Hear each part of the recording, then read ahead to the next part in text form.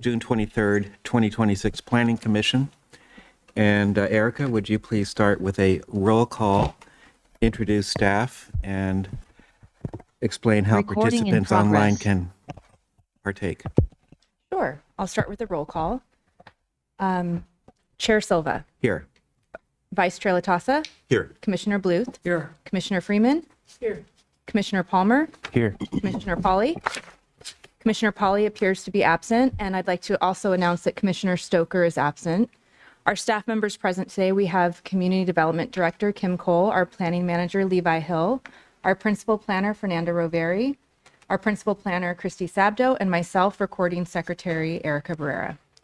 Information on participating in this meeting and providing public comment, including remotely by Zoom or telephone, is on this meeting's agenda, which is online at monterey.gov/agendas. Remote commenters will be muted until it is their turn to speak, and a timer will be shown on the screen. If you're connected on Zoom, the timer is accurate with no delay. In the chamber, we recommend keeping phones and devices muted to prevent audio interference with the meeting. Thank you for participating in your city government. Thanks, Erica. And we'll turn our attention now to the consent agenda. Is there anybody in chambers or online that wishes to speak about the consent agenda? Seeing nobody in chambers, any hands waved, Erica? I don't see any hands raised. Very good. We'll take this back to the, I'll move to approve the consent agenda. that was quick. I'll second that. Oh, boy. I think Terry beat you by a split second. It's a horse race to get to the second. Okay, so we have a motion to approve by Commissioner Palmer and a second by Commissioner Latassa. And can we get a roll call, please? Sure. Chair Silva. Yes. Vice Chair Latassa, Yes. Commissioner Bluth, Yes. Commissioner Freeman, Yes. and Commissioner Palmer. Yes. Okay, the consent agenda has been approved. Thanks, Erica. Now we will open the chambers up for general public comments. And we already have a person coming up to the podium. Beat me to it. Yep. Go right ahead. Yeah. Good afternoon. Tom Raleigh. I happen to be president of the Fisherman's Flats Homeowners and Residents Association. And one of the things our neighborhood is very concerned about is Tarpey Flats. And I watched your meeting of the 9th on TV, and you really didn't get the whole story because there's a court case coming up July 1st on the buffer that was inserted in by the staff in the plan that was a highway plan or the housing plan for the city of Monterey, which eventually was approved by the state. Unfortunately, to my knowledge, it was never raised during the discussion before that was submitted that this property was being included as a buffer. But anyway, that's one of the things that the court case, which is due to be next Wednesday, July 1st, at the Superior Court, contesting the city's inclusion of that. The other thing is, reason I'm here today is on the item on your agenda. I was formerly the civilian representative on the business aspect. I'm also a realtor part-time. And one of the things, I was the advisory council for the Monterey Bay National Marine Sanctuary for 8 years. I just went off it early last year. Anyway, I was the one that raised sea level rise before the sanctuary. And that's one of the issues that's very difficult to get people interested in. And it's very, very reassuring to see the level and the staff analysis that went into the report that you're getting today. It was much better than the report that was done in 2024 by the transportation company that put some recommendations that never were adopted by the city. And if you haven't read that report, you should, because it did provide some options that were never carried through. So I'm here to hear what the experts have to say, and it's good to see that the proper attention is finally being given the sea level rise issue, because it's a big one. And it affects people way beyond our time that are going to be here, that are going to have to make decisions, big decisions. And one of the reasons is I think some of them are going to be with a B in front of them on the cost. So thank you. Thank you very much. Erica, are there any hands raised online?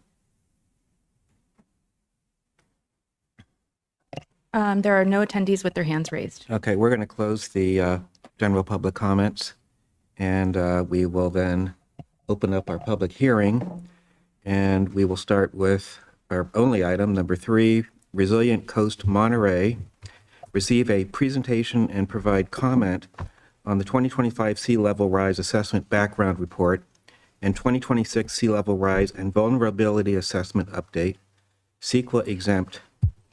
And let's see.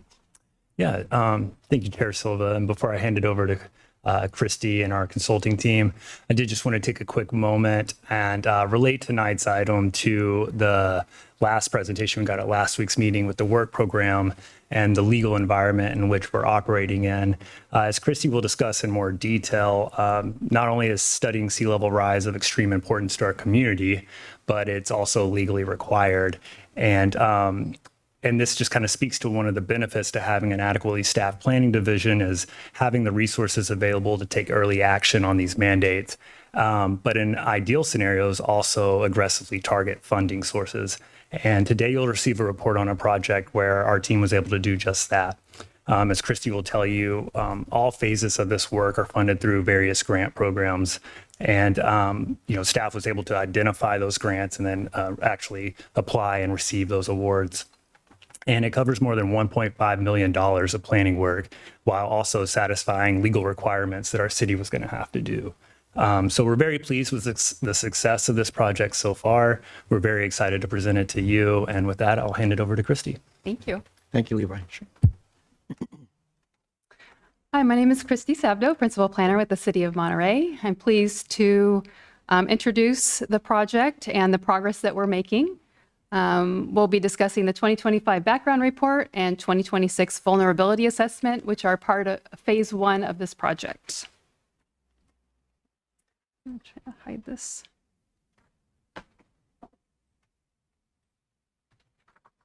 So Senate Bill 272 was approved by California Governor Newsom on October 7th, 2023, which requires local governments within coastal zones to plan for sea level rise vulnerabilities as part of their local coastal programs.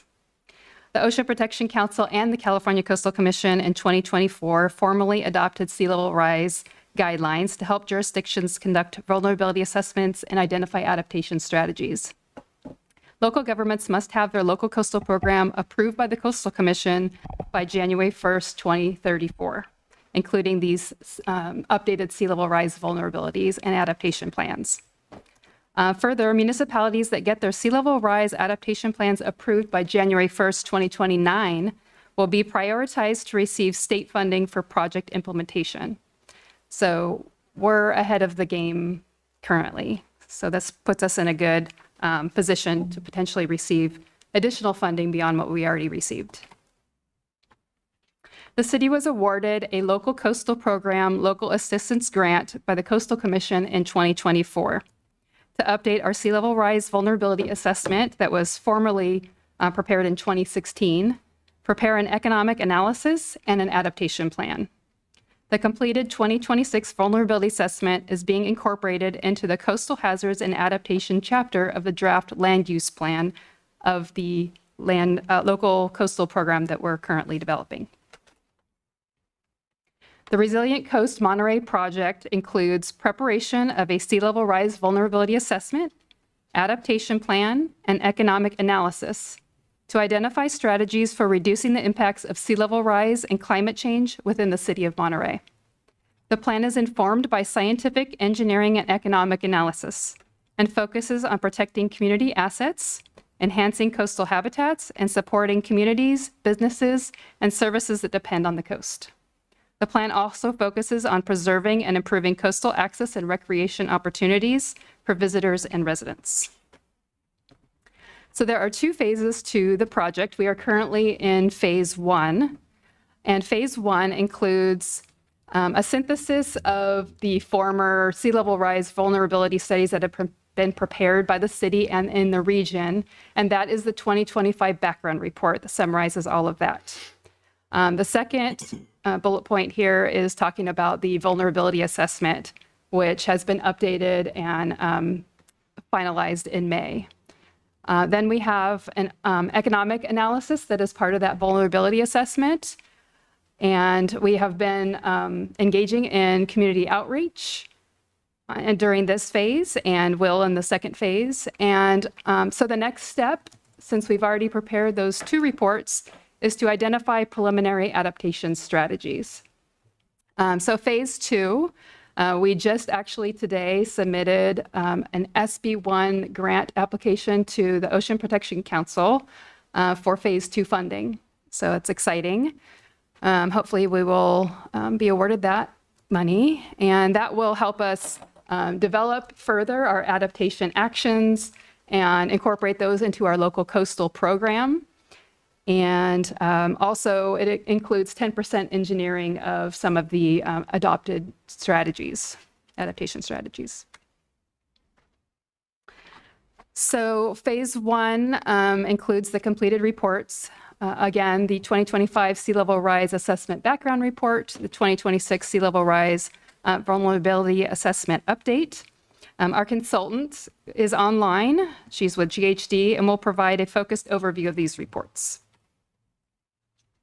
The project area is divided into 4 hazard zones that extend beyond the coastal zone boundary to capture flood pathways that originate outside the coastal area.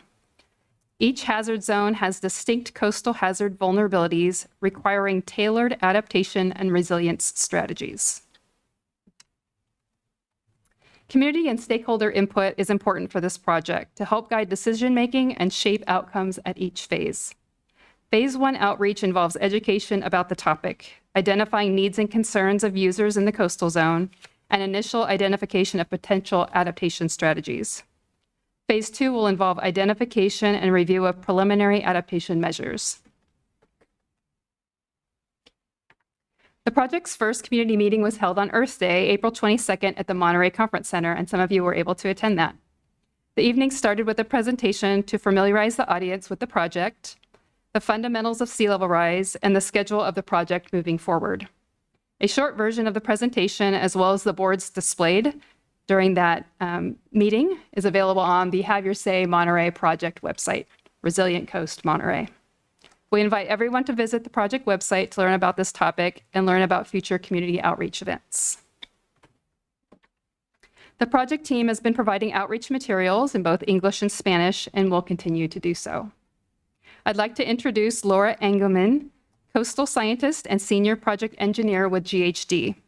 She has been leading the project for GHD and will present the findings from the background report and vulnerability assessment. Erica, could you let her? Yes, Laura is on as a Thank you. panelist. We'll leave them on. Hi, Laura, take it away. Great. Thanks, Christy, so much. And thank you all for having me today. I was hoping to be there in person, but the cold caught up with me over the weekend, and appreciate your flexibility in letting me participate virtually today. As Christy mentioned, we started this project out with a background report. The purpose of the background report was really to look at all the previous sea level rise and related assessments that have been done in Monterey and leverage that science as much as possible in doing this update for the most recent vulnerability assessments. So we reviewed 3 city studies that focus on sea level rise impacts. Those were done in 2016, 2019, and 2021. We also looked at 8 regional studies that included a Monterey Bay Sediment Management Plan, some economic analysis reports that were done, some reports that looked at beach and dune habitat, as well as 2 climate plans done by your local utilities, Monterey One Water and PG&E. The other piece that we focus on for the background report was to look at the the most recent OPC guidance for sea level rise released in 2024 and the projections that were released with that and how they compared with what was used in previous studies. So on the table on the left, you'll see that the levels of sea level rise used in the last report were about 0.7 feet, 2.4, and 5.2 feet. And those represented 2030, 2060, and 2100. In the updated sea level rise projections, these values are still valid. However, the timelines for when they're expected to occur have been pushed out a bit based on new modeling. And so you'll see that first 0.7 feet comes in around 2040 to 2050. 2.4 feet is more in the mid-century 27 to 2080, and 5.2 is still valid for the 2100 and a little bit later. Slide. The third piece that we used the background report was to provide recommendations on gaps that we could fill that were not filled in the previous assessments. So we recommended reevaluating a few of the impacts based on some latest science and models, not too much in terms of reevaluation, but more validation and confirmation, especially around some of the beach and flooding models that had some new data that made them a bit more accurate. We also evaluated about 3 feet of sea level rise because that seemed to be a threshold where potentially you would start seeing some more significant flooding impacts. And we looked at groundwater flooding because there's new research and data available that allowed us to take a peek at potential groundwater flooding issues. We also looked at combined rainfall storms and sea level rise, particularly around Lake El Estero, Del Monte Lake, and Laguna del Rey. And then we looked at equity considerations, which is a requirement under, I believe, SB 272, related to sea level rise vulnerability, but also an important issue for the city. Next slide. So we started the 2026 vulnerability assessment, and we broke it up into 3 future time periods to make it a little bit more manageable in terms of thinking about immediate vulnerabilities and high-risk consequence issues that would need to be addressed in the near term and midterm, and then other things that may be potential risks out in the long term. So those are provided there. We also looked at various assets and community resources a little bit deeper. So we really looked into transportation infrastructure, utilities, recreational assets, aging waterfront structures, the Cannery Row structures, coastal habitats, and again, public access and equity considerations. So I'm going to just provide a few highlights on the near-term vulnerabilities. There is a lot more detail in the report in terms of midterm and long-term vulnerabilities, and it is broken up by kind of those coastal assets and resources that sectors that I just mentioned. But I wanted to highlight a few key points. So one is that we really took a close look at the area around Municipal Beach, Wharf 2, and the Figueroa Street end. In this area, there's vulnerability that relates to both stormwater systems, but in particular road transportation, but also recreational assets. So the map on the right actually is designed to show you 2 different flooding factors that could combine at the same time and cause exacerbated or amplified flooding in this area, in this low-lying area. So the light blue is showing you coastal flooding, meaning at a high tide or larger waves with 1 foot of sea level rise. There's a high possibility that a lot of that water will get through sort of those flat sections of the beaches and dunes. Currently, as you guys know, you build a berm on that the west side, right against the wharf. So if that was superseded by the flows, the water gets back into those parking lots and boat storage areas and possibly onto Figueroa Street and flows down towards Del Monte Avenue. The dark blue is showing an outfall that's on Wharf 2. This stormwater outfall does get inundated during high tides and large waves already now, based on observations from the city staff. And when that happens, this Figueroa drainage basin ends up backflowing, and you get water surfacing through manholes on Franklin Street and possibly on Figueroa Street. And with a large rainstorm, high tides, and potential waves, you could have both happening at the same time. And so this area would see flooding coming up through the manholes and then potentially over the top, causing potentially some pretty significant impacts, and those are listed there. Things like the trail would flood for commuters and rec users, boat storage and parking lot would flood. There potentially would be impaired access to Wharf 2 or the parking lots there, and possible flooding of Del Monte Avenue, Figueroa Street, and Franklin Street. Next slide. So another piece that we looked at and highlighted for near-term vulnerability was the Monterey 1 water pipeline and manhole. So this is the regional wastewater treatment pipeline that runs from Pacific Grove all the way up to the city of Monterey's treatment plant. It runs along the backside of the Municipal Beach and Navy Beach. And it's hard to see that map. Excuse me. But if you focus on the pink, which is those pink dots and pink line, and they're on top of blue. Blue means that's where water is expected to be with 1 foot of sea level rise. So we anticipate that at high tides and fairly frequently water would be covering up the part of the beach where the pipeline is. And that those waves would start to scour that beach and expose the pipeline and also inundate the manholes. So damage to that pipeline could be adapted or dealt with in short-term temporary fixes, but over the long term, that infrastructure is pretty vulnerable as a regional asset. There's also a couple of stormwater outfalls in this area. Many of them are quite large, so the volume of water pushing out would probably still be able to flow, but some of their elevations are not steep.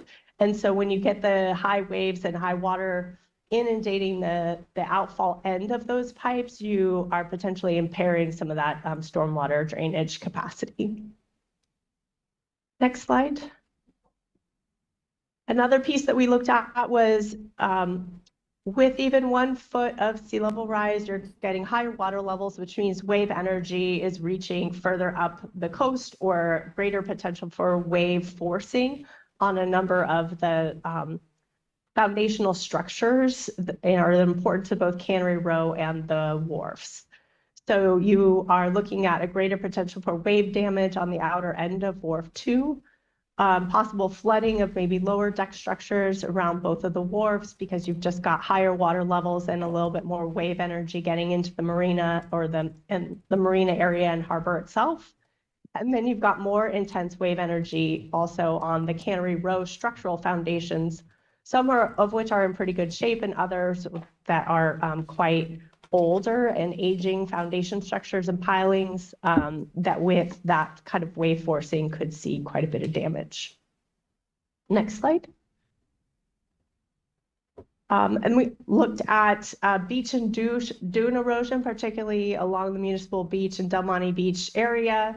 In this area, you've got the hotel with the seawall and one of the homeowner associations with the seawall. At those areas, the beach won't be able to migrate inland, and so high tide is already reaching those seawalls and will more regularly reach those seawalls. So you're essentially fragmenting the beach in terms of lateral access or people being able to walk the full beach.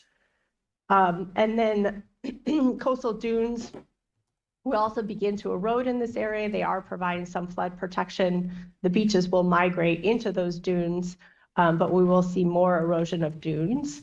And then on the pocket beaches in Cannery Row, Maccabee Beach, and then San Carlos Beach, you would see more frequent inundation of this. So less days that people can access the actual dry sand or safely access the beach. Next slide. Can't remember. I think that was it. All right. So that's just a quick highlight of some of the more near-term vulnerabilities that we looked at. There's more to uncover in the report, and I am happy to take any questions. Thank you, Laura. Any questions for the consultant? Bob? Yeah. You addressed some of the sea level rise issues, but with climate change, there's potentially some other atmospheric effects. As one example would be tropical cyclones, vulnerability extending further north. And so severe heavy rains that we really haven't experienced before. Are you looking at those kind of effects as well as just sea level rise issues? We have focused again largely on some of those stormwater drainage systems and their ability to capture those big, large rainfall events and their ability to function in conjunction with high tide events. So we're looking at it from that perspective. We also hope to continue this as part of this project and looking at adaptation strategies. We hope to also work with the city, and I think you're doing a stormwater master plan to really, we evaluated just a light level evaluation of again, Del Monte Lake, El Estero Lake, and Roberts Lake.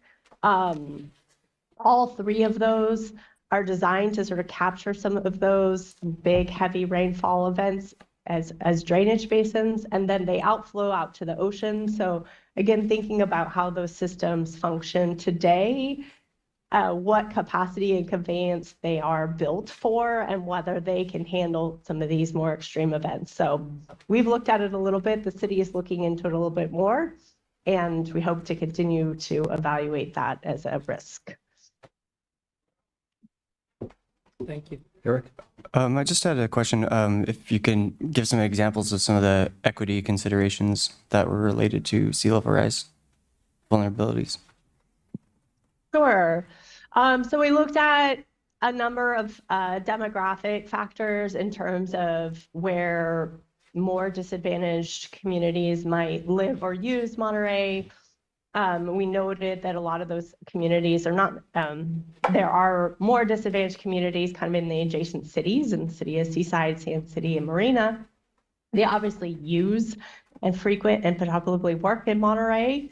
So we had two main factors that we focused on the report. One was just affordable and free access to the beaches and the coast for a lot of people that come from, whether it's Salinas, the rest of the county, wherever they're coming from to use the beach.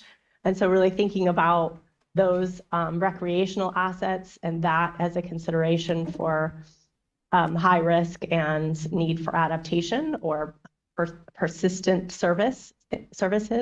We looked at ADA capacity and where that's provided at the beaches. And then we also thought about the major transportation routes as being an equity issue, because again, both the Monterey Bay Coastal Trail is used as a commuting path and Del Monte Avenue is used as a main corridor for folks to get to work or, maybe commute in and out of Monterey. So those were the biggest pieces that we pulled out as equity considerations. Laura, I have a question, and that is one of the very first slides that you presented indicated a revision to the expected dates of the impacts of the various sea level rise measurements. Just wondering, you mentioned that there'd been updated scientific modeling that triggered this. What kind of modeling are we talking about, and what caused this to change somewhat significantly? Sure. Happy to answer that. I actually participated as part of the OPC's science advisory team for writing that guidance. So I've worked a lot with the climate and sea level rise scientists on this aspect. So the models as a whole, the climate change models were updated. IPCC updated its whole global warming model for the Earth. From there, the global sea level rise models were adjusted based on predictions of various global warming scenarios. So those changed just slightly in terms of what was available in terms of how we think about how emissions are going to affect warming down the road. And then that warming was then translated into sea level rise predictions for the whole globe. From there, a national report at the US was done based on that global science, broke that down into how sea level rise was going to occur in the US based on much more localized tide gauge information. And so it was, our sea level rise rates are different from the Southeast and the Northeast and Alaska. And so that was updated. And in that case, they broke it down into five new scenarios that go from low to high instead of what was typically called like the 8.5 scenario. And so there's just some language changes in how they broke down the different possibilities of futures into 5 futures. And then from there, we did the California update based on that. So it's kind of all building on each other. It's based on the same climate models.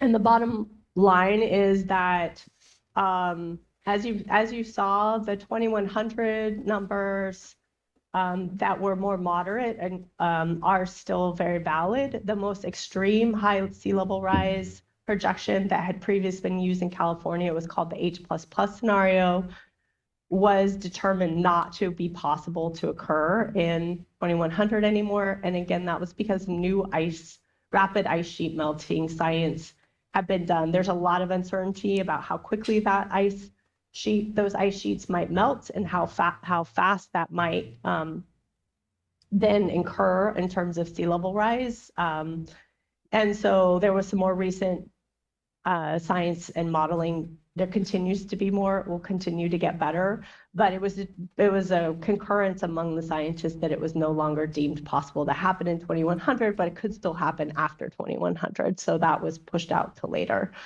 And then it was determined that they were looking at observations of actual global warming data to figure out, and sea level rise data to figure out exactly how quickly are things happening. We're starting to have enough information to look at those trends. And so they changed the 2050 projections because we're only 25 years out. We're actually able to really say more with certainty where we think we're going to be in 2050. After that, there's still, again, some unpredictability based on the policies and the greenhouse gas emissions investments that we make. Do you anticipate that there may be further revisions due to the increase of quantum computing and that sort of high technology that gets better and better? It's not, I mean, the computing is helping. However, what will help will just be more years of observations, because every 5 years and every 5 years of information gives us a better idea of how on track we are with any of those 5 projections. So right now, we're right between the intermediate projection and what's called the intermediate high. We're tracking really close to the intermediate. If warming starts to occur faster than what that intermediate projection is saying, then we're tracking the intermediate high, and we can look at that as potentially our future path forward, if that makes sense. But we don't have, especially with sea level data, we don't have a lot of years of observation. So we're just starting to build that, and we're able to kind of use that to see where we are and how quickly. We don't know how quickly the sea levels are always going to respond. So the computation models do their best at figuring that out, but there's a lot of different dynamics that are at play. So really the observations help with validating those models, and that's where the science gets better. In the report, there was discussion regarding building a viaduct at Del Monte as a means to mitigate impacts. Can you maybe speak more about that? That is not my project or my report, so it's not a recommendation that we've put out, so I don't know that I can really speak to that. We are going to work on updated adaptation strategies with the city. We're looking at some other options for the whole Monterey Bay Park area and that area of kind of boat storage, that area between Del Monte Avenue and Municipal Beach. There's quite a bit of space there. So we're looking at near-term actions that could be taken to really mitigate wave run-up and flooding in that area. Very good. Levi? Yeah, I'll just respond to that. I think what you're referring to is portions of a previous report. So that background report is the synthesizing of all those previous reports, and that was a potential adaptation measure that was included in one of those reports. But as Christy presented this what's before you today is just a vulnerability assessment. It doesn't actually put forth any adaptation measures. Those conversations will be part of phase 2, and it'll be a much more in-depth conversation about what actual action items the city's going to take to address the vulnerabilities that are identified in this plan. So, but you are correct. That was something that was featured in a previous plan, not as much featured in this plan. Well, I saw it and it just kind of caught my eye. I thought, wow, are we going to have like an Embarcadero freeway on Del Monte? What's this all about, you know? So anyway, I just wanted to make a quick comment about that. Yeah, as a follow-up, just to understand the process, because I imagine that adaptation plan will include what I imagine would be some of the more controversial actions of the plan, which would be like either shoring or managed retreat. And does that, do the staff and consultants make those recommendations, and does it come before planning and the council or the council? So I was just kind of curious about those elements of the plan as it's developed. Sure, it's a great question. So ultimately, the answer is yes. This phase 2 is going to provide for that more high-level roadmap to how we're going to adapt to these vulnerabilities. As Laura explained, really the way it gets broken into is those near, mid, and long-term vulnerabilities and really addressing what's in front of us. So I think what's most likely to happen is some of those more long-term vulnerabilities that would require some more of the intense adaptation will be addressed probably further down the road than a lot of these near-term adaptation strategies and measures. But ultimately, all of this work gets folded into our LCP, which is a document that comes before the commission and city council for adoption. And if I could elaborate a little bit further, that phase 2 will incorporate additional community outreach pretty extensively. And I also know that, the city's discussing renewal of Measure P, I think tomorrow. So I was just curious if, again, is this too far in advance? But is there the potential, or is it part of the renewal to perhaps have some funding for either adapting or redirecting that storm drain systems away from the path of the flooding? I don't know how much that conversation is going to take that into account. Obviously, when our public works department, that is something that they consider when putting together our stormwater management plans, and then when they're looking at what their capital needs are for that plan. But as far as specifically addressing impacts from sea level rise, I don't think it's going to go. It's not really focused in on that at this point. And just elaborating a little bit more, I would agree with what Levi said. I don't plan that Measure P and S particularly address sea level rise. The city council has started to create a reserve fund and a whole series of reserve funds for city facilities and infrastructure projects. And one of the new reserve funds is addressing sea level rise. Of course, this is a very tough budget year, and we're not putting as much money as we've done in past years, but there is a reserve that's starting. And I think ultimately when the city figures out its adaptation plan, we'll have a better idea of what we're fundraising for. So Kim, kind of a follow-up on that. For the CIP, just issues like with the municipal wharfs or any of the coastal infrastructure, I'm assuming a lot of the estimates that you got for that will change as you end up starting to take into account, these different environmental effects. Is that something that you're building into your plan just to be able to reassess those big numbers for out year maintenance? Well, the CIP, the Public Works Department's preparing a 5-year CIP now. So in the old days, it used to be a 1-year. It's a multi-year capital improvement program. And each year they sort of go back and look at the CIP, and the council, it's basically our engineering division that's putting together the CIP. But studies like this help inform them if things need to be modified or changed.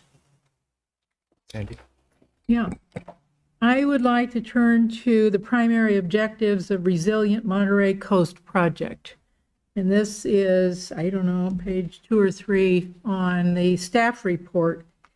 And the primary objectives of the Resilient Monterey Coast Project, 4 out of the 5 seem pretty easy to understand and pretty obvious. The first one is a strategic plan to allocate resources. So I'm assuming that means staff and money, right? Okay. Yes. The second one is to strategies to reduce negative effects. So that's pretty easy to understand. The third one, support the local coastal program development. Now, do I not remember that we have an LCP that is ready to be reviewed and approved by the Coastal Commission? So your recollection is correct. We're in the process of preparing our new LCP. Okay. We have draft chapters that are under legal review right now by the city's legal team that are going to be submitted to the Coastal Commission for review by their staff. In tandem with that, we're going to be releasing that to the public for review as well, and then soliciting public comment during that time and public engagement events. And then we'll be bringing it forward to this body and our city council ultimately. What that specific bullet point is talking about is that LCPs are legally required to include some sort of analysis for sea level rise, vulnerability, and planning. Originally, this was the plan was to have our LCP adopted and this be folded in as an amendment.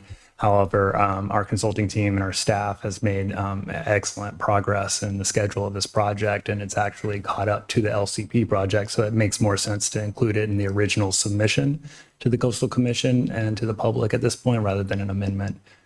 So that's really what that bullet's talking about, is kind of further meeting that requirement for LCP planning. So that could be the next thing that we learn. Then, When this thing is presented to the Planning Commission, correct. It'll be a much larger document with a lot of other policies that extend far beyond sea level rise in our coastal zone. But yes, that'll be we're hoping to bring that in pieces so it's not as daunting.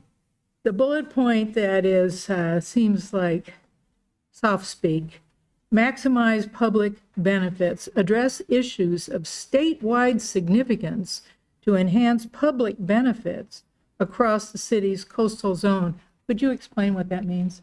Sure. So as you're aware, sea level rise is not an issue that's isolated to the city of Monterey, and it's something that we can plan for and do a lot, but obviously it extends far beyond our city boundary and affects our region. And so really what that is to align our goals and our policy directives with other public agencies, our neighboring communities, our other, we have other stakeholder groups in our city that have a lot of influence and positions on the coast, whether that be our state parks or federal government, as well as a lot of city-owned property as well. So what that really means is to lay out a plan for how we're going to address this. And if our other stakeholders also have plans, then we can see where our goals align and make the most out of our opportunities for funding and also for timing of projects. As Laura mentioned, there's a Monterey One line that runs right through our beach. There's obviously a shared goal there between these two, our agency and theirs, to address that vulnerability. And it's really, but it requires us to have a plan in order to do that.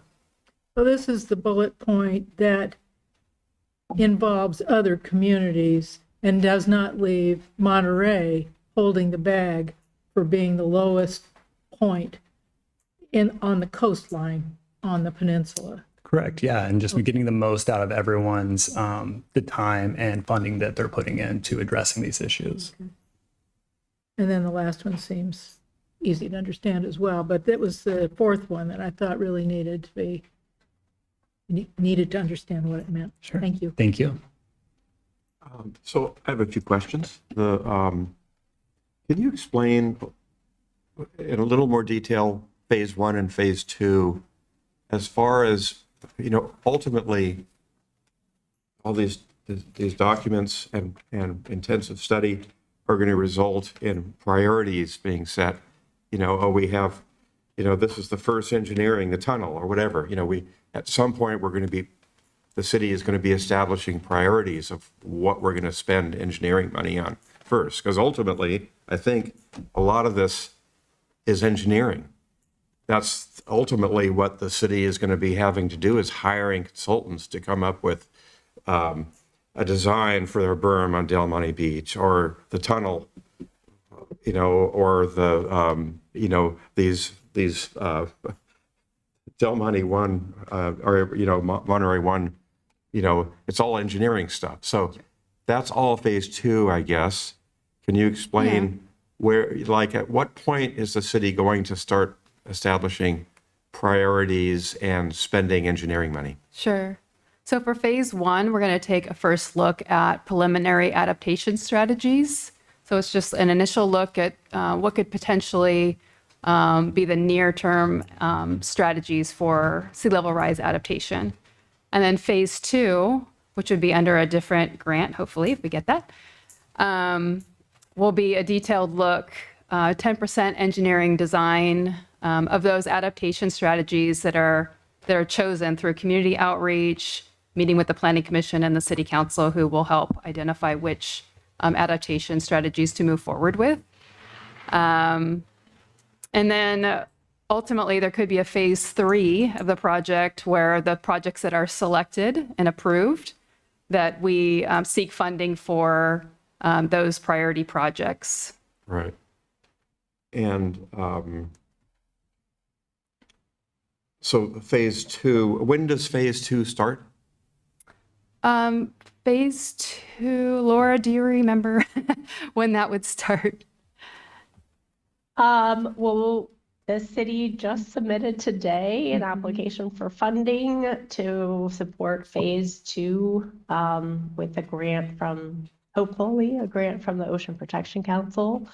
And the date that was proposed to start is January 2027. I see. And those, what is the 10% engineering? What does that mean?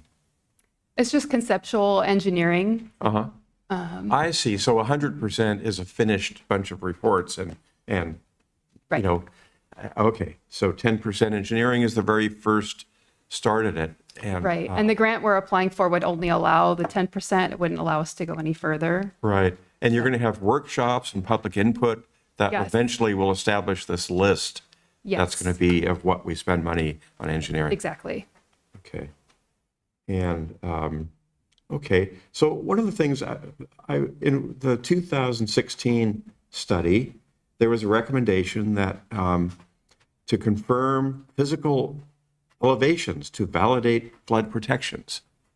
So one of the things I've always wondered about is, because I do small projects with fairly easy to understand topography.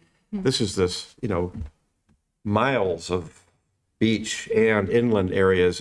Is there a common datum for all this information? And where does the basic topographic information for the whole city, is there one common survey that was done? Or are we patching together a bunch of different ones? Laura, could you answer that question? Sure. For some of the sea level rise models that we use that are currently out there, they use the most recent statewide LIDAR data set for the whole state, because the model covers the whole state. So I believe it's 2016 LIDAR data set. And then we typically also take a look at when we're looking into some of those hazard areas, we also take a look at like the latest topographic information that's available for your region. So we might, or we ask staff about specific elevations of stormwater drainage infrastructure if known. So there's some things that we don't have elevations for. We don't have all the elevations for all the components of the wharfs, but we do know like rough elevations of, the Coast Guard breakwater and the, Del Monte Avenue and things like that. As we develop designs for the adaptation strategies, of course, part of that feasibility assessment will be to look at the current elevations, the proposed elevations, whether or not those would actually successfully mitigate wave run-ups. Okay. And they talk about the Monterey Tide Gauge, which is NAVD 88. So that's the basic datum for everything, isn't it? That is what we typically try and use because it's the most universal to use. So we typically use NAVD 88, correct? Okay. And but eventually, if we hire an engineer to design a resilient berm along Del Monte Beach, they'll have to go in and get specific surveying done to make sure they got everything more accurate than this sort of statewide information that they're looking at now. Yeah, we typically either see if the city has done recently a topographic survey and we'll use that information, or we see if we can get a topographic survey done. Yeah. The beach is dynamic. It changes often. Right. So those can be tough, but there's also some really, there's some other tools out there. Like we at our firm use a lot of drone surveys. So we basically just use a drone to create topographic imagery, quick topographic imagery of a lot of beach and dune areas. Okay. And there's discussions in the report of beach nourishment and resilient berms. Without going into a whole dissertation, can you just give us what do you mean by beach nourishment? And what would a typical berm design be? Oh, well, that's a great question. I don't know that there is a typical berm design, but I mean, there's a geomorphic structure to a berm. Just basically means, one large kind of linear mound of sands. But a berm can be made of cobble underneath and sand on top. The berms can be different materials. Right now, the city creates a temporary berm at that corner of Municipal Beach by just pushing sand up and creating kind of an artificial berm to stop the waves from getting into that area.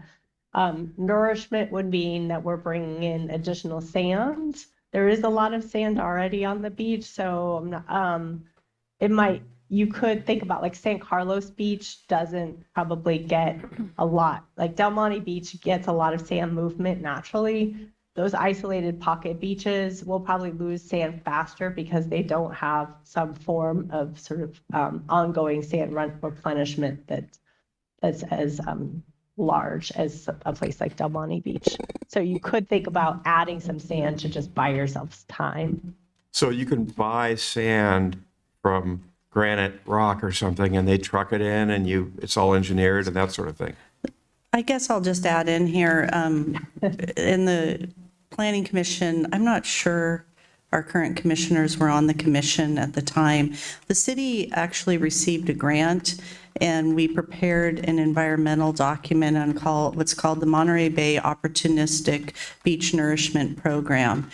And it's a very large document, and it looked critically at a whole host of issues. It looks at the grain size of the beach sand. It looks at compatibility. It looks at what the offshore tidal environment and the various plants and fish that exist in that area. So there's on our website, you can go back if you're interested. I think it's over 1,000 pages, and read an environmental document of what opportunistic sand program in Monterey Bay could look like. And it looked, I mean, trucking in sand. well, Or dredging. yes, but, from dredging. Dredging, okay. Or, for example, if construction does occur in some of our northern cities on the beach, there's some projects that are approved instead of trucking that sand out of that area. If instead we brought that sand into our beaches, what would be the environmental protocols to look at moving that sand? And so that was our first attempt many years ago to say, what would this program, what would it even, what would be some of the basic components of it? So it's an interesting read if you're interested. The berm design, is there any sort of philosophy of berm design where you actually put some sort of a concrete structure underneath it, or is a berm just a pile of sand? I don't know, so. Sure. Yeah, My firm designs a lot of these. As I said, there's a whole bunch of variations. So we currently are working on a project in Orange County at Capistrano Beach and Tahini State Beach. It's a cobble berm, so it's made largely of like river rock carved cobble. And it's going to be a very large cobble berm. And then on the top is sand and dune plantings. That's one way of doing it. There are other places, like in the city of Encinitas, where we worked. The city of Cardiff had rock revetment riprap. They buried the revetment and buried that riprap rock, and then added sand on top, and then built kind of a dune berm on the top of that. And so you have that hard structure as kind of a backup underneath the sand if the sand should erode, and that was to prevent flooding on Coast Highway. So there's a number of ways that this can be done. So the berm definition is very broad. Right, okay. And I was just thinking, since the city already does emergency berm placement right at, where Wharf 2 and Del Monte Beach start, I bet eventually that's going to be one of the near-term things, is some sort of a more permanent thing there that would have some stairs and ramps and access kind of built onto it. If the public supports that kind of Right, thing. This is a national marine sanctuary, and I imagine any kind of walls and berms are going to be controversial. Yeah, also, well, so. it sounds like it doesn't really get into seawall kind of construction. It's much more loose piles of rocks. It's considered a nature-based solution by the Coastal Commission for the most part. So Right. if there is native kind of beach sand habitats, then the Coastal Commission understands the need for a hybrid, as we call them, hybrid structure, where there may be some hard engineering underneath it, and then there's sort of a soft layer of natural habitat on the top. And so you're trying to combine both with the need to possibly protect some critical infrastructure behind it. Okay. Interesting. What's the status of the sand mine out in Marina? Is that out of business now? Yes. Okay. So that's good. That was stealing a lot of our sand. Let's see, so it seems like the regional coordination is going to be important. And I wouldn't doubt that there's some sort of a LAFCO kind of a thing that eventually comes into existence with the city of Monterey, PG, Seaside, the Monterey Bay Aquarium, the Navy, Monterey One, PG, all these sort of people who are stakeholders will, be needing to coordinate. Is that addressed in this committee or this report? I can respond to that. With our grant application that we just submitted to OPC, we have letters of recommendation from NSA Monterey, from Monterey One Water, from California State Parks, Sand City, and City of Seaside. So they will be our regional partners in planning for adaptation during phase 2. Okay, great. Thank you. Sandy. Just one more question. We've talked on the basis of city, coastal commission, state. What is the likelihood that USGS, United States Geological Survey, U.S. Army Corps of Engineers would be involved in this at another level? Good question. Yeah, that's a great question. We don't have much insight into that environment right now, or many opportunities for partnership or funding sources at this time.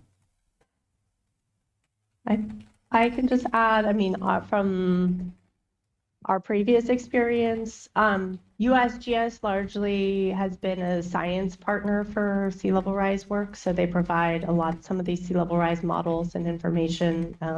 They survey some beaches. I think they've surveyed Monterey Beach. So part of their data goes into these models. Army Corps typically comes into play when you have like the breakwater, the Coast Guard breakwater, or existing structures that have been, that are pre-approved by the Army Corps. If you make any modifications to those structures, then the Army Corps would want to be involved in that. Thank you. Yeah, it seems like the Coast Guard pier and breakwater is like the first line of impact when waves are coming in. Typically, they come in from that direction, and so that's like a really important part of the whole marina and wharf and that entire area. Isn't that right? That's all I have. Phrasing the question. Yes.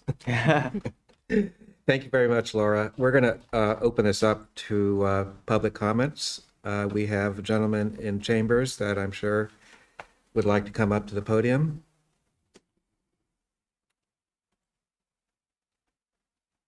Good afternoon again.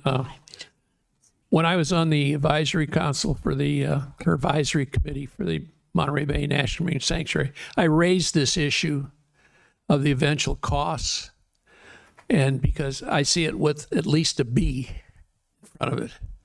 And this is going to be the problem that somebody up here at the higher level is going to have to figure out. And it is a state problem, as Levi identified. The Marine Sanctuary starts down in Cambria and goes all the way up to the Bay Area, 300 some miles. But anyway, this whole coastline is going to be facing the same problem. So the challenge, who's going to get the money? And the thing is, we have some precious historical resources in Monterey that give us a little bit of oompah as far as arguing with the head shed in Sacramento. And hopefully the National Marine Sanctuary will weigh in and support the city of Monterey.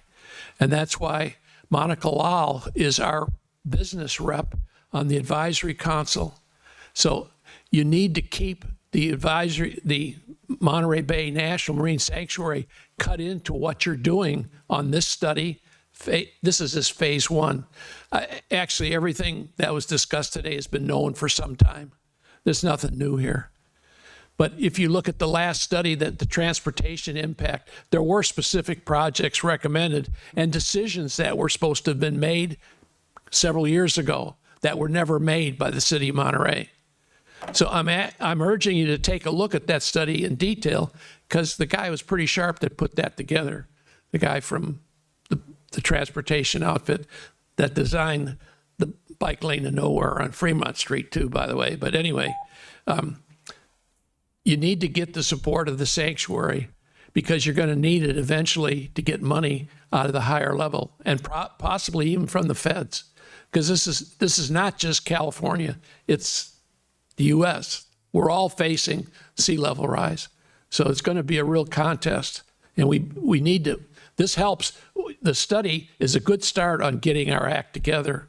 And phase two, it's going to be interesting to see what they come up with. Thank you. Thank you. Erica, is there any hands waved?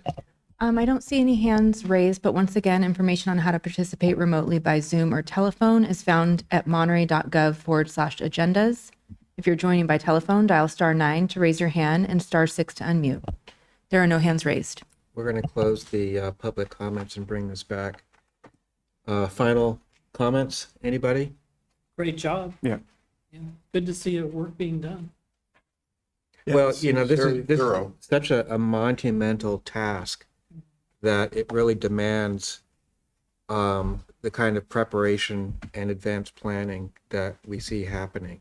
You know, when we're looking at projections of 100 years from now, this is the time to start thinking about it, and not be reactive when a disaster strikes. You know, so When you look at the scale of the projects and the timelines that's going to take to actually implement that project, I mean, we're looking at 20 years potentially from the time you do the initial engineering work and you break ground on it. So getting ahead of this is worthwhile. And like Christy said, I mean, some of the next funding levels that they get are dependent on meeting the goals that the state has set. So whatever we can do to be ahead of that's wonderful. It seems like there are like Tom said, they're going to be higher authorities than us making these decisions about priorities. But you can imagine something like the tunnel being such an important emergency and transportation link. You know, I think at some point we're going to have to spend some money to have better pumps and generators and all that kind of stuff. I mean, look at the Lincoln Tunnel in New York. You know, it goes completely underneath the ocean. So it is, you know, the tunnel should be able to remain for a long time there, but it probably will need some extra care and taking. Right. And well, another part that came up in the report that I think deserves more attention is that it's not just sea level rise. I mean, as you end up having climate change effects propagate through the system, and you can look at atmospheric events. Like right now, you have mostly tropical cyclones hitting south of us. Well, most of the model runs show those propagating north. So tropical cyclone, even the edge of it hitting Monterey would make a Pineapple Express look like drizzle. So, I mean, you could get really big precipitation events that would be hitting as well, not just sea level rise. So it's a dynamic problem that it needs to be addressed in multiple ways. So it's unimaginable potentially how to deal with all the issues that could come out of it. It's funny when you look at there's a tsunami map right along the bike trail right near Del Monte Beach, and it's very similar to the 50-year, 100 or 50-year from now, 100-year flood scenario of flooding, you know, Lake Eleuthera and that whole area. So, yeah, there's a lot to come. Well, somebody like Laura would probably relish at the idea of there being a tsunami, that they can come and actually see what happens. And we don't need the models anymore. Well, thank you very much, Thank you. Christy and Laura. Any other final comments? I'm just curious, the Ryan Ranch Salinas Memorial roof sign, did that get appealed, and when does that go to City Council? That did get appealed, and it's going to the city council on July 7th. So let's conclude the report by a final word of gratitude for all the hard work that went in, Christy, Laura, everybody else. Thank you. And this is a very sobering topic, you know, to hear all of this and to, at least we have some idea of what to expect as opposed to not having any clue at all. I'm reading a book right now by Eric Lassen, and it's called, it's about the storm in Galveston, Texas, that occurred in 1900, and it was a devastating hurricane. And back then, the weather stations were very primitive, and there wasn't very good communication, and it just killed thousands of people because they didn't see it coming. But of course, now with all the technology and the computer modeling and so forth, we're certainly far advanced from that. But boy, it's nonetheless still sobering, and but kudos to staff for bringing this to our attention. Okay, I think we'll now turn to commissioner comments. And Bob, you just I paid mine. you just yeah. Sandy, do you have anything to say? I do have a comment. Over the last 5 years, I've been very negative about not using NCIP money to actually build projects. And it seemed like the piggy bank just kept building and building, and nothing was spent. And these projects were great projects, but nothing ever happened. So I want to eat my words, and I want to say that I'm so pleased that my two favorite projects, one has already been built, and that is the basketball court at Via Paraiso Park, which was part of an NCIP fund. And now the quick fix intersection at Monterey High School, Larkin, Madison, you know, Via Del Rey, has been approved, and I think it says it's been partially funded by the Transportation Agency as well as the City of Monterey. Is that right? And has it been approved? I'm not actually sure on the actual approval status of that project, but you're correct on the funding.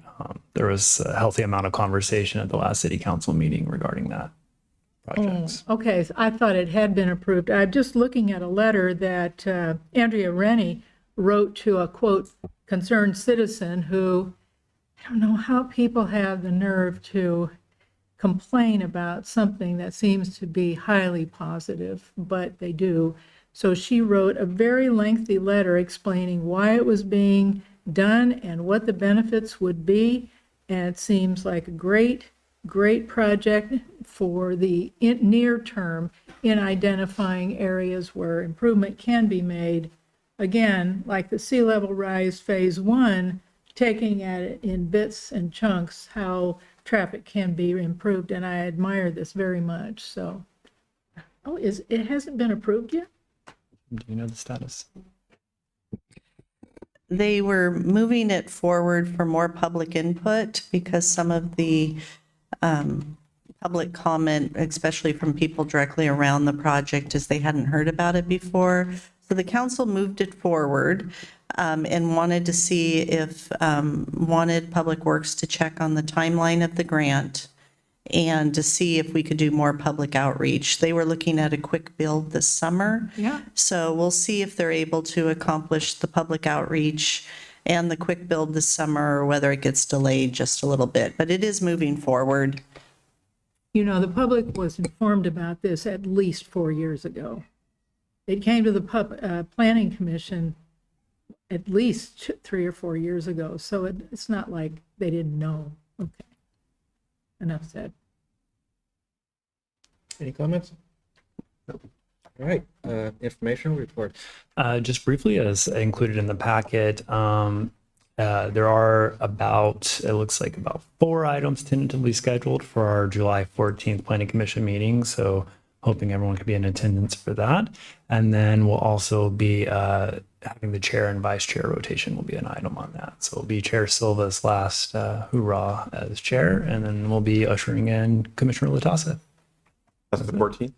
That is July 14th. Who's vice chair? I will have to go back and look at the seniority of the commissioners and see who's next in order, but I'll shoot you an email. Okay, doesn't matter. I think it might be up. For Vice I Chair. don't know, it's been a long time. We'll see. I'm thinking of instituting a new policy of uniforms with epaulets and the big hats they wear in North Korea. I think that'll be okay. Chair gets to do what the chair wants. Okay? Yeah. And, if that's the case, then I'm going to just start a coup and not allow this. Could do a motion, yeah. Black robes and a lace collar? Yeah, something like Yeah, that. right. Okay. All right, everybody, thanks a lot. Thank you. Thank you. Adjourn. I read that Galveston book last year. It's called Isaac's Storm.